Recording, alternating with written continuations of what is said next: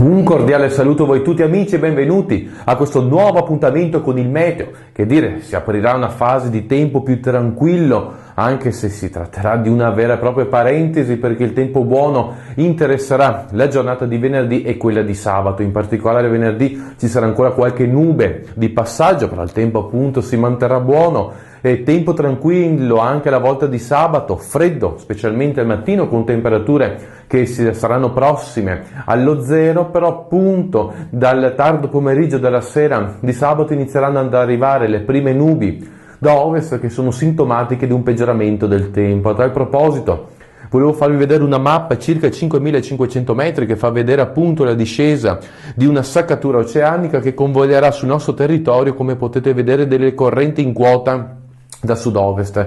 Questo sarà appunto sintomo di un peggioramento del tempo che si manifesterà appunto alla volta di domenica. Inizialmente la quota neve sarà veramente molto bassa su quote collinari attorno ai 400 metri, sarà destinata a salire attorno ai 1000 verso fine giornata, mentre lunedì la quota neve sarà appunto attorno ai 1600 metri, che fa presupporre che comunque il tempo sarà brutto sia domenica sia lunedì, ma molta attenzione, saranno delle precipitazioni probabilmente localmente abbondanti, quindi un occhio di attenzione. Ma il tempo appunto interesserà i primi giorni della prossima settimana e in linea di massima verso il 21 potrebbe aprirsi una fase, si spera, di alta pressione appunto per l'arrivo di un anticiclone. Con ora concluso, auguro a voi tutti un sereno fine settimana e per quanto riguarda questa trasmissione ci vediamo a inizio della nuova.